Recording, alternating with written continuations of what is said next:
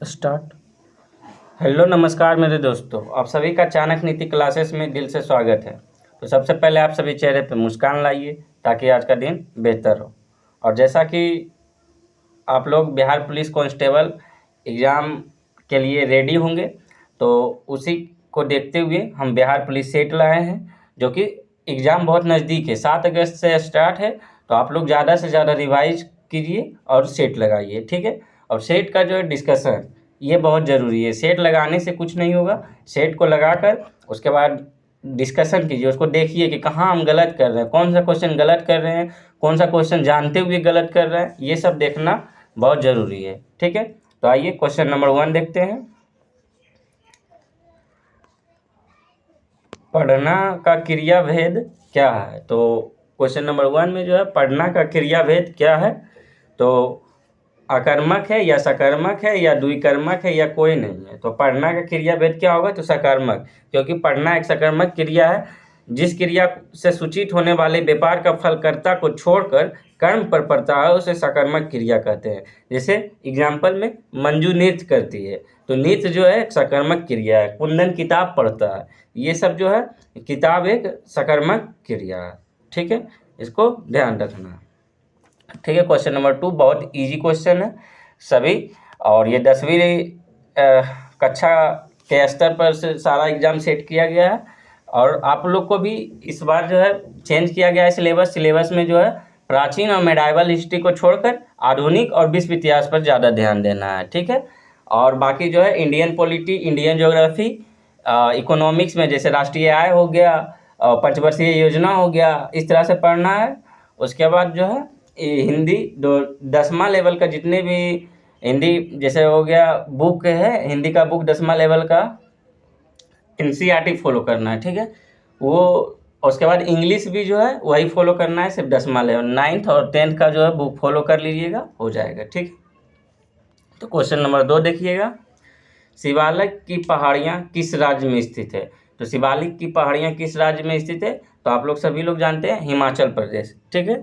शिवालिक की पहाड़ियाँ हिमाचल प्रदेश में स्थित है। और शिवालिक जो है हिमालय के गिरिपथ पहाड़ियाँ हैं, ठीक है। इसकी औसत ऊंचाई कितना है? तो 600 मीटर है, ठीक है। शिवालिक की औसत ऊंचाई कितना है? 600 मीटर है। और ये जो है गिरिपथ मैदान दक्षिणी दलदली क्षेत्र में जो है ये पाए जाते हैं। मतलब हिमाचल प्रदेश में शिवालिक की पहाड़ियाँ है, ठीक है। किस राज्य में है? तो 2 का आंसर 1 होगा। ध्यान से सुनिएगा, सभी याद हो जाएगा और इसी के रिलेटेड पूछेगा क्वेश्चन, ठीक है। विद्युत प्रतिरोध मापने के लिए इकाई है, तो विद्युत प्रतिरोध मापने के लिए इकाई कौन सा होगा? तो ओम, ठीक है। विद्युत प्रतिरोध को मापने के लिए इकाई ओम होगा, ठीक है। इसको ध्यान रखना है। और जूल किसका है? तो ऊर्जा का मात्रक होता है जूल, इसको भी ध्यान रखिएगा। और जो है विद्युत धारा का मात्रक कौन सा होगा? तो एम्पियर, ठीक है। एम्पियर जो है विद्युत धारा का मात्रक होगा, इसको भी ध्यान रखना है। तो विद्युत प्रतिरोध पूछे तो ओम हो जाएगा, विद्युत प्रतिरोध मापने के लिए इकाई ओम होगा। और विद्युत धारा तो एम्पियर होगा, ठीक है। जूल जो है ऊर्जा का इकाई होगा, ठीक है। इसको ध्यान रखना है। क्वेश्चन नंबर 4 देखिएगा।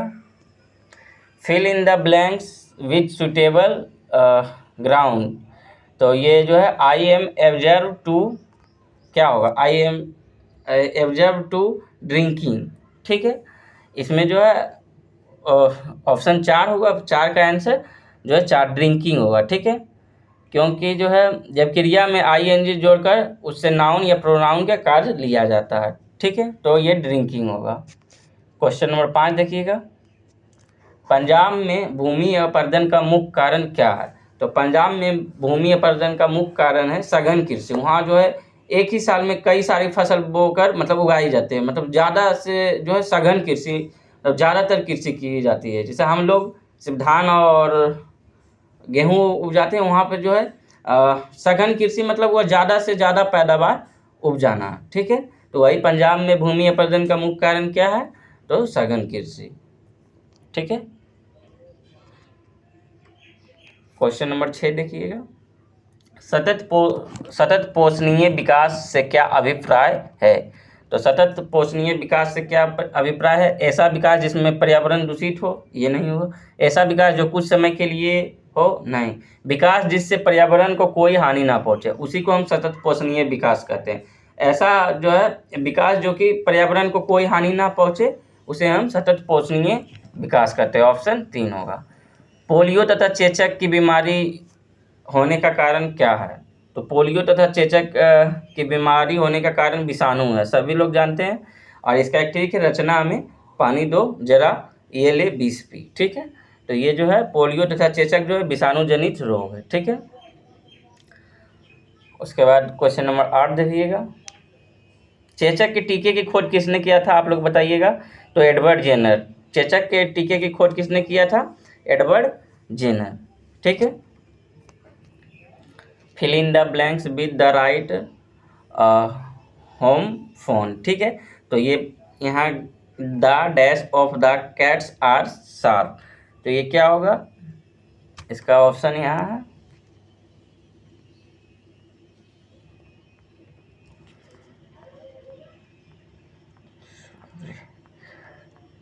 इसका ऑप्शन 2 होगा पाउच। ठीक है, उसके बाद देखिएगा क्वेश्चन नंबर 9 में इनमें कौन सी मछली नहीं है?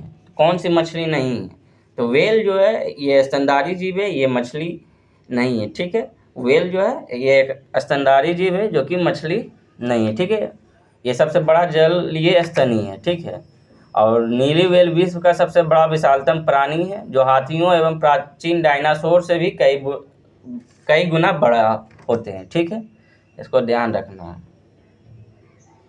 और जिसे मछली में बहुत सारा जैसे देख लीजिएगा कौन से मछलियां नहीं है, तो कैटल फिश। ऐसा नहीं कि कैटल फिश आया तो मछली हो जाएगा। Devil fish, star fish, jelly fish, crab fish, silver fish, ये सब मछलियां नहीं है। ठीक है, ऐसा नहीं कि फिश लगा हुआ है तो मछली है। ठीक है, पीछे में फिश लगा रहेगा तो ऐसा नहीं समझना है मछली है। Cattle fish, devil fish, star fish, jelly fish और सिल्वर फिश, ये सब मछलियां नहीं। ठीक है, क्वेश्चन नंबर 10 देखिएगा। संयुक्त राष्ट्र सुरक्षा परिषद के अस्थायी सदस्य देशों का नाम बताएं। तो आप लोग इसको मैप के अनुसार याद रखिएगा। तो चीन और रसिया ये दोनों एक जगह है। ठीक है, चीन रसिया, और यूके और फ्रांस ये दोनों भी एक जगह है, और एक ठो यूएसए। तो 5 जो है अस्थायी सदस्य देश है जिसके पास वीटो पावर है। ठीक है, तो इसका ऑप्शन हो जाएगा कौन सा? हाँ, संयुक्त राज्य अमेरिका, रूस, यूके, फ्रांस, चीन, ऑप्शन 4। ठीक है, पयोधी समानार्थी शब्द किसका है? तो समुद्र का। ठीक है, पयोधी किसका समानार्थी शब्द है? तो आप लोग सभी लोग जानते हैं समुद्र का। ठीक है, इसको ध्यान रखना है। पयोधी किसका समानार्थी शब्द है? तो समुद्र का। और इसके अलावा अन्य समानार्थी शब्द समुद्र का कौन कौन होगा? तो सिंधु सागर, जलाधि, परावर, रत्नाकर, पयोनदी, नदीस, ये सभी जो है समुद्र का समानार्थी शब्द है।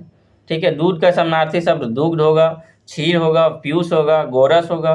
ठीक है, और बारी का समानार्थी शब्द जल होगा, इसको भी ध्यान रखना है। क्वेश्चन नंबर 12 देखिएगा। Find the suitable adjective of given word. तो एफिकेशन का जो है क्या होगा? तो इसका आंसर जो है टू एफिकेशन, इसका आंसर 2 होगा। ठीक है, एफिकेसिनेट, इसको भी ध्यान रखना है। ठीक है, 12 का आंसर 2 होगा।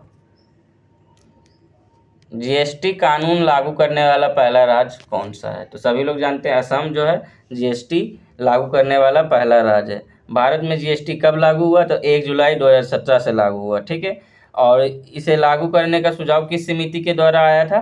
तो विजय केलकर समिति ने दिया था। ठीक है, इसमें कुल 17 अप्रत्यक्ष कर तथा 23 अधिभार को सम्मिलित किया गया था। और ये किस किस पे जीएसटी लागू नहीं है? तो शराब, पेट्रोल तथा शिक्षा, ये जीएसटी दायरे से बाहर रखा गया है। ठीक है, जीएसटी में कुल कितने? तो 5 दरें हैं, 0%, 5%, 12%, 18% और 28%। ठीक है, भारत जो है भारत किस देश से जीएसटी अपनाया है? तो कनाडा से। ठीक है, कनाडा के मॉडल पर आधारित है। और बताइएगा विश्व में जीएसटी लागू करने वाला पहला देश कौन था? तो फ्रांस था। विश्व में जीएसटी लागू करने वाला पहला देश फ्रांस, और भारत में असम। ठीक है, विश्व में जो है जीएसटी लागू करने वाला देश फ्रांस कब लागू किया? 1954 में, इसको ध्यान रखना है। ठीक है, तो जीएसटी से जितने भी इम्पोर्टेंट क्वेश्चन बनते थे हम बताएं, और इसको ध्यान रखिएगा बिहार पुलिस में जो है जीएसटी से क्वेश्चन आने की संभावना है। ठीक है। 14 देखिएगा, a प्लस बी का whole square plus a minus b का होल स्क्वायर का मान क्या होगा। तो ये आप लोग निकाल लीजिएगा। तो ये जो है 2 इंटू ए स्क्वायर प्लस बी स्क्वायर, ठीक है, ऑप्शन 4 होगा, ठीक है। उसके बाद 15 नंबर क्वेश्चन देखिएगा, पानी को रोगाणु मुक्त करने के लिए उपयोग किए जाने वाला रसायन क्या है।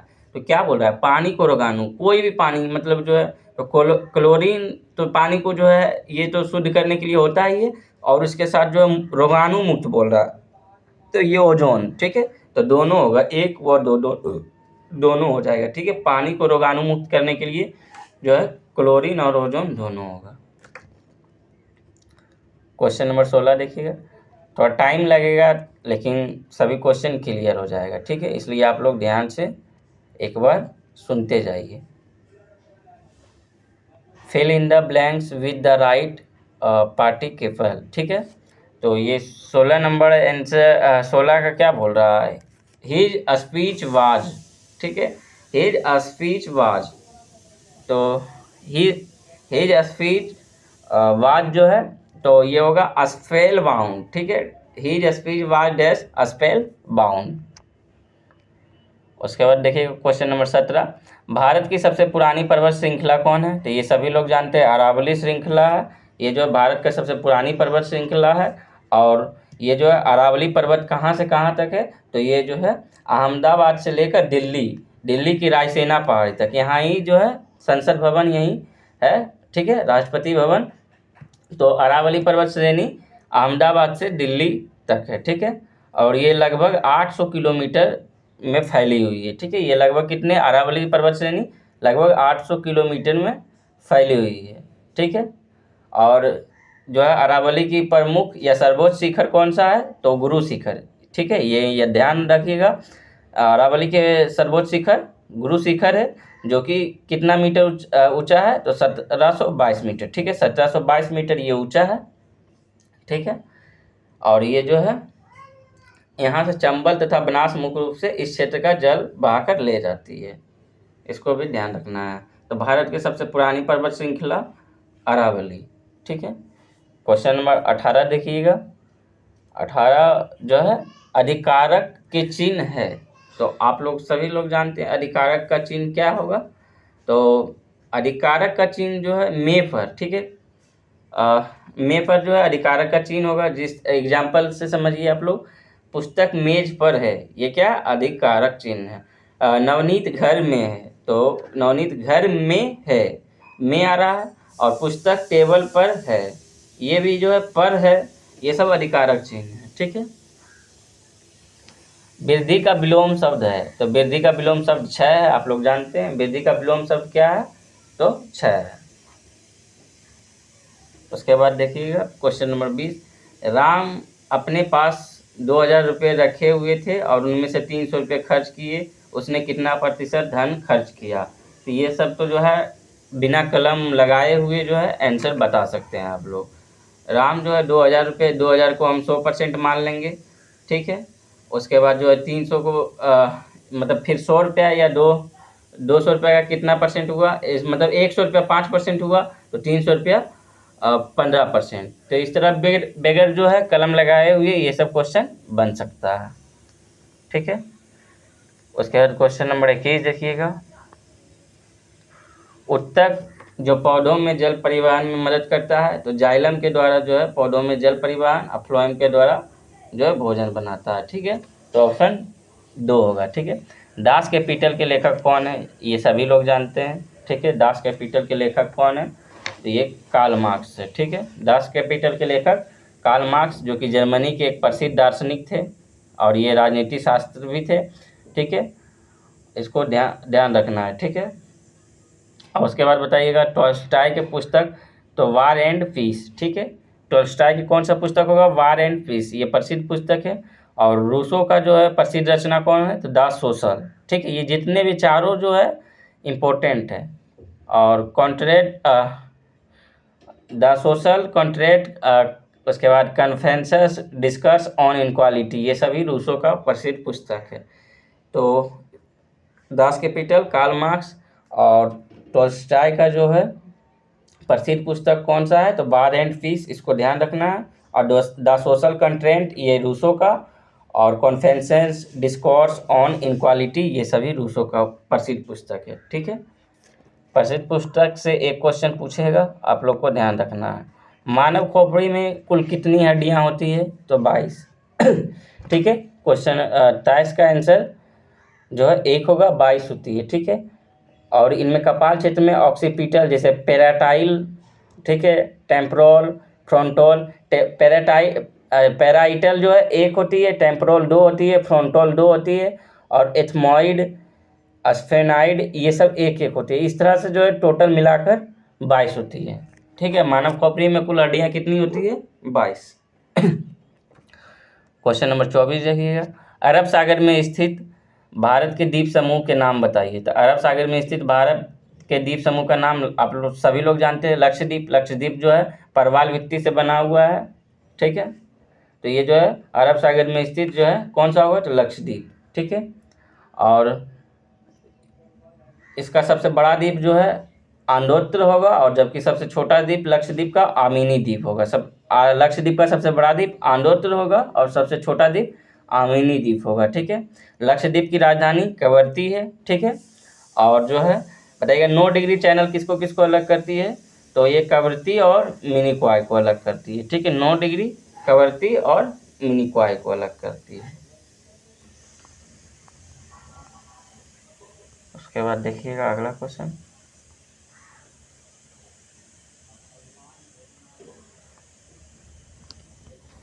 ही ट्रेवल्स कार।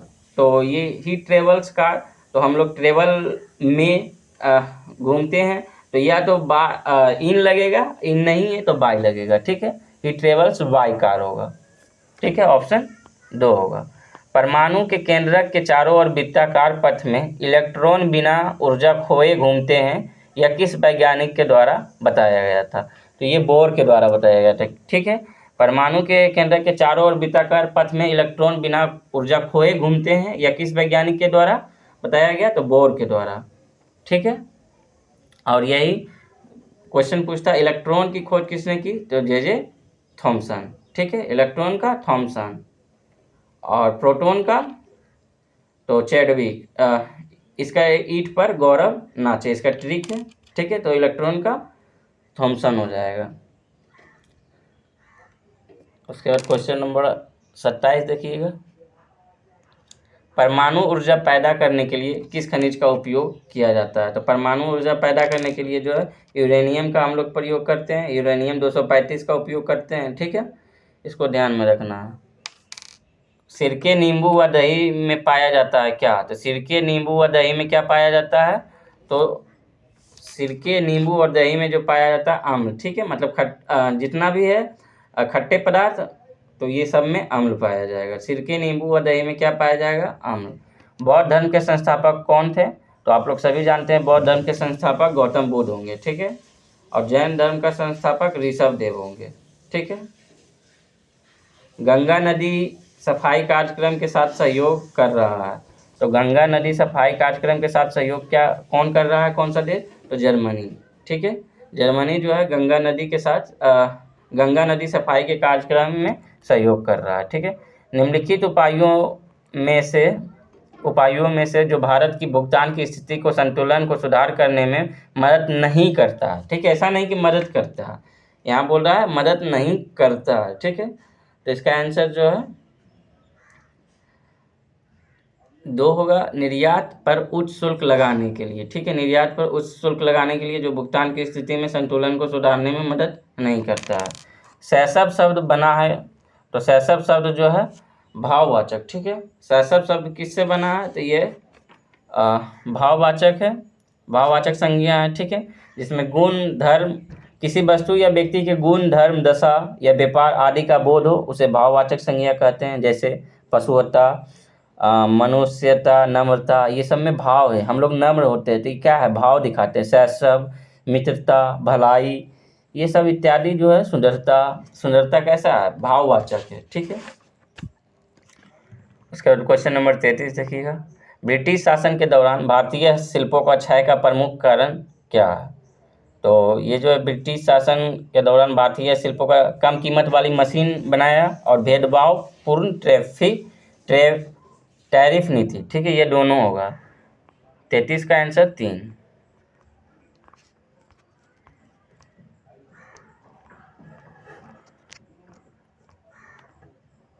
देखिएगा 34, ये जो है इसका मान क्या होगा?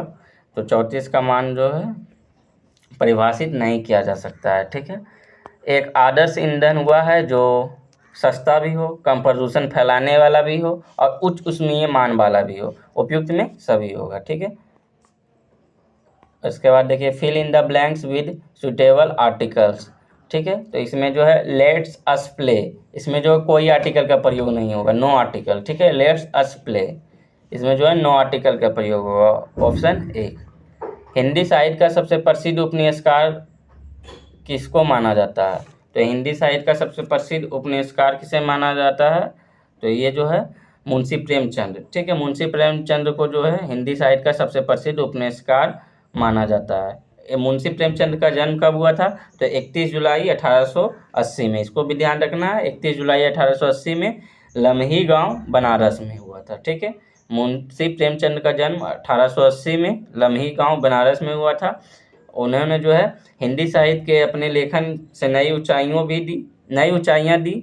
इनके उपन्यासों से हिंदी साहित्य में जो है इनके द्वारा रचित प्रमुख उपन्यास कौन कौन सा है?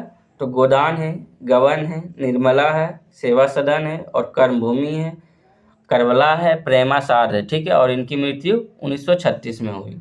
इसको ध्यान रखना है। ठीक है, इनके द्वारा जो है कौन कौन प्रमुख उपन्यास है? तो गोदान, गबन, निर्मला, सेवा सदन, कर्मभूमि, करबला, प्रेमासार। क्योंकि पूछता है ये सब क्वेश्चन, इसलिए हम बता रहे हैं। ठीक है, क्वेश्चन नंबर 38 देखिएगा, use the correct antonym for underlined word. तो माला लुक्स प्रेटी, तो इसका ऑप्शन ए होगा अगली। ठीक है, जब एक बस अचानक चलना शुरू करती है तो बस के अंदर बैठे यात्रियों को पीछे की तरफ धक्का लगता है। यह उदाहरण न्यूटन के किस नियम को दर्शाता है? तो न्यूटन का गति का पहला नियम। ठीक है, ऑप्शन ए। दो निकायों के बीच गुरुत्वाकर्षण बल क्या होगा? तो हमेशा आकर्षक होगा। संस्कृत के जो शब्द मूल रूप से हिंदी में प्रयोग किया जाते हैं वो कौन सा होगा? तत्सम। ठीक है, ये जो है सीधा उठाकर हिंदी में भी प्रयोग किया जाते हैं। जैसे अक्षर संस्कृत शब्द भी है और इसे हम सीधा हिंदी में भी अक्षर प्रयोग करते हैं। क्षेत्र ये संस्कृत शब्द है और हम सीधा हिंदी में इसका क्षेत्र ही प्रयोग करते हैं। कन्या ये सब जो है तत्सम शब्द है जो कि संस्कृत में भी प्रयोग होता है और हिंदी में भी प्रयोग होता है। क्षेत्रफल की दृष्टि से भारत का सबसे बड़ा राज्य तो सभी लोग जानते हैं राजस्थान, और सबसे छोटा गोवा। ठीक है,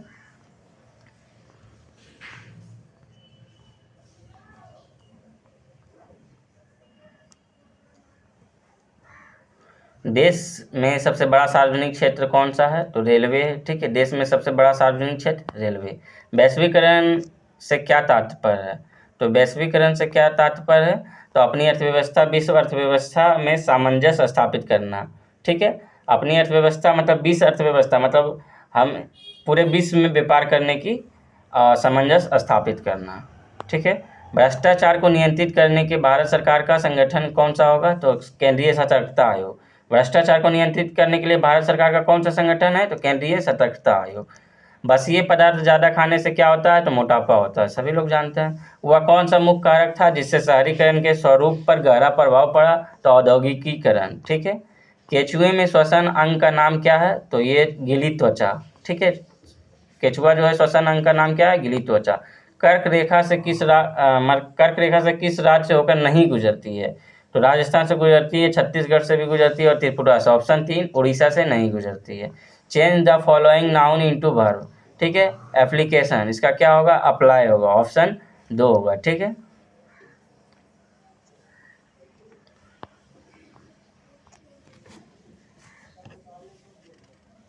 उसके बाद देखिएगा, वह गुण जिस कारण कोई पदार्थ वायुमंडल की नमी सोख लेता है तो वह प्रस्वेदन होगा। ठीक है, वह गुण जिस कारण कोई पदार्थ वायुमंडल की नमी सोख लेता है वह ऑप्शन 2 होगा, प्रस्वेदन। Fill in the blanks with right infinitive. ठीक है, तो it's is not easy dash all people.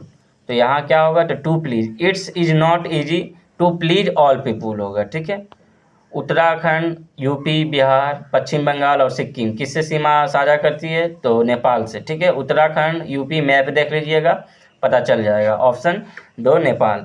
Bharat में पहली रेलवे टर्मिनस कौन सी है, तो छत्रपति शिवाजी टर्मिनस, ठीक है। कहीं कहीं बोरो दिया जाएगा, बोरो बंदर, लेकिन ऑप्शन 3 ही सही होगा, छत्रपति शिवाजी टर्मिनस। निम्न में से अधातु है बताएं, तो ये जो है कौन सा धातु है निम्नलिखित में, तो इसको जो है फ्लोरीन, एफ, या एक धातु है। फ्लोरीन हैलोजन समूह का सदस्य, ठीक है, जो कि यह गैसीय अवस्था में पाया जाता है, ठीक है। और फ्लोरीन आवर्त सारणी का सर्वाधिक विद्युत ऋणात्मक तत्व भी है, ठीक है। तो फ्लोरीन जो है इसका ऑप्शन 3 होगा, एफ, ठीक है। दक्षिण पश्चिम मानसून के समय आर्द्र पवनें कहाँ से बहती है, तो समुद्र से स्थल की ओर। दक्षिण पश्चिम मानसून जो है समय आर्द्र पवनें कहाँ से बहती है, तो समुद्र से स्थल की ओर। हीराकुंड नदी परियोजना किस नदी पर है, तो हीराकुंड नदी परियोजना अब महानदी पे है, सभी लोग जानते हैं। महानदी कहाँ है, तो उड़ीसा में है, ठीक है। महानदी कहाँ है, उड़ीसा में। हीराकुंड परियोजना जो है उड़ीसा में संबलपुर के निकट महानदी पर बनाया गया है, और यह संसार के सबसे लंबा बांध है, ठीक है। विश्व का सबसे लंबा बांध कौन सा होगा, तो हीराकुंड नदी परियोजना, ठीक है। और बताइएगा आप लोग, नागार्जुन परियोजना किस नदी पर बनाया गया है, तो ये जो है कृष्णा नदी पर, इसको भी ध्यान रखिएगा। वनों के वितरण को दिखाने वाले मानचित्र है कौन सा, तो थीमेटिक, ठीक है। थीमेटिक जो है ये वनों के वितरण को दिखाने वाला मानचित्र है। बाकी भौतिक और राजनीतिक तो आप लोग जानते हैं। मीथेन के अणु में कितने आवरण होते हैं, तो केवल एक आवरण होते हैं, एकल आवरण, ठीक है। मीथेन को जो है मार्स गैस भी कहा जाता है, इसको भी ध्यान रखना है।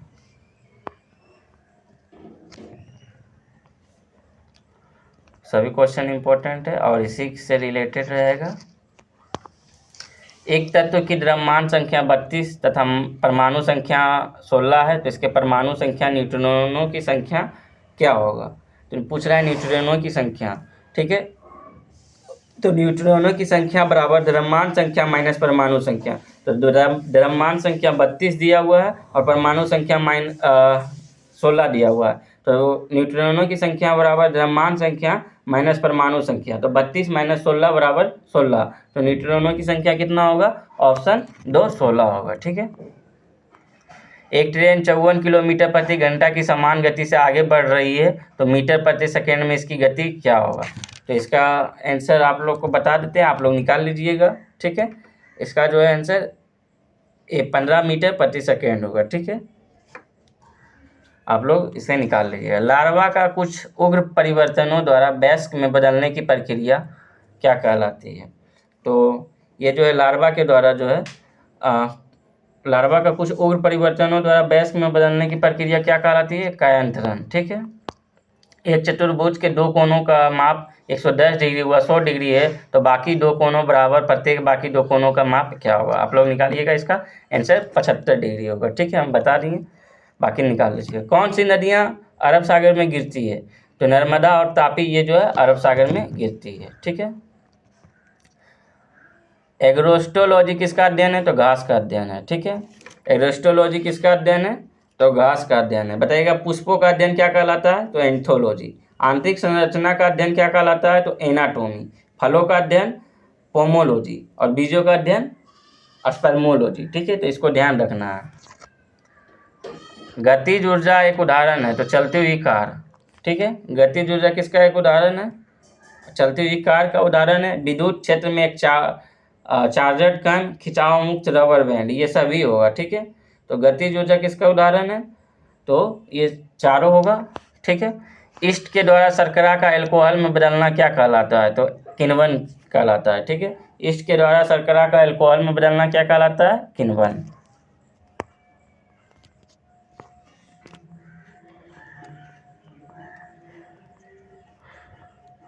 उसके बाद देखिएगा नेक्स्ट क्वेश्चन, इनमें कौन सी मौलिक इकाई नहीं है, तो क्यूबिक मीटर जो है मौलिक इकाई नहीं है, ऑप्शन 4।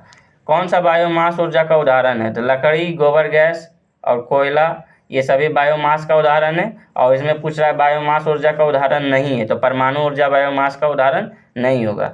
निम्नलिखित में कौन सा किसानों के लिए कल्याणकारी योजना नहीं है? ठीक है, तो किसान क्रेडिट कार्ड ये तो किसानों के लिए, SHG बैंक लिंकेज कार्यक्रम ये भी किसान के लिए, राष्ट्रीय कृषि बीमा योजना ये भी किसान, कर्मचारी रेफरल योजना ये जो है किसानों के कल्याणकारी योजना नहीं है। राजनीति धर्म कभी अलग नहीं हो सकता, यह शब्द किसने कहा था? तो महात्मा गांधी के द्वारा। राजनीति जो है धर्म से कभी अलग नहीं हो सकता। 9 किलोग्राम 0.8 ग्राम को किलोग्राम में बदलिए, तो ये जो है 9 किलोग्राम तो किलोग्राम ही है और 8 ग्राम को जो है बदलना है, तो ये जो है 8 भागा आपको जो है कर दीजिएगा। 9 किलोग्राम तो 9 किलोग्राम ही होगा और ये जो है 8 भागा 8/1000 कर दीजिएगा, तब 0.00 किलोग्राम आएगा, तो ये जो है ऑप्शन 3 हो जाएगा। ठीक है, उसके बाद देखिएगा शिक्षा का अधिकार अधिनियम भारत में कब लागू हुआ? तो अधिकार अधिनियम पूछ रहा है, तो अधिकार अधिनियम 4 अगस्त 2009 को संसद द्वारा यह पारित किया गया था। ठीक है, लेकिन 1 अप्रैल 2010 को यह संपूर्ण भारत में लागू हुआ। ठीक है, और इसमें जो है इसका मुख्य उद्देश्य था 6 से 14 वर्ष की आयु की प्रत्येक बच्चों को अनिवार्य प्राथमिक शिक्षा जो है मुहैया कराना। ठीक है, इसको ध्यान रखना है। उसके बाद देखिएगा 3 और सागरों से घिरे हुए भूभाग को क्या कहते हैं? तो प्रायद्वीप। 3 और सागरों से जो घिरे रहेंगे उसे प्रायद्वीप कहेंगे, और जो चारों ओर सागरों से घिरे रहेंगे उसे द्वीप कहेंगे। ठीक है, इसको ध्यान रखना है। भरपेट किस समास का उदाहरण है? तो ये अवयवी भाव समास का उदाहरण है। ठीक है, right the correct plural form of the given word, तो थीफ का क्या होगा प्लुरल फॉर्म? तो थीप्स होगा। ठीक है, ऑप्शन 3 होगा। ठीक है, थीप्स का क्या होगा? थीप्स। प्लुरल फॉर्म पूछ रहा है।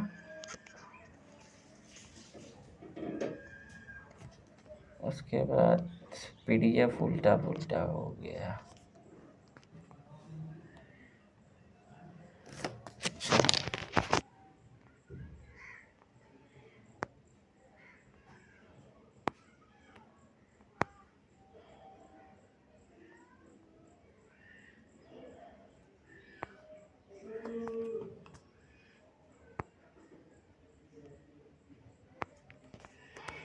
ठीक है, उल्टा पुल्टा हो गया PDF, फिर भी हम यहीं से कर देते हैं।